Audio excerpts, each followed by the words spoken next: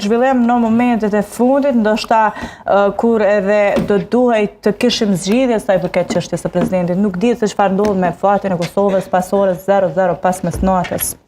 Si shihni këto? Kur ta kape keqja, nuk din edhe fond ku është për të shqetësuar se si vjen një kërkesë nga një presidente për që 5 vite nuk i ka rënë ndërmend e nuk ka vepruar, unë e kam për konsideroj ashtu si një përfituese e rrezikshme dhe një politikone dembele.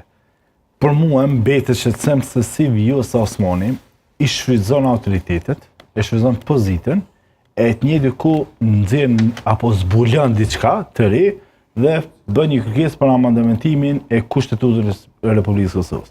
Kushtetuta e Republikës së Kosovës nuk ka lojë më re. As institucionet tona nuk janë lojë, se si me lujt e me bë për të orë në këtë pozicion. Për mua mbetet më shqetësuese vetë këta lider, këta politikanj, çysh e konsiderojnë Kosovën edhe institucionet.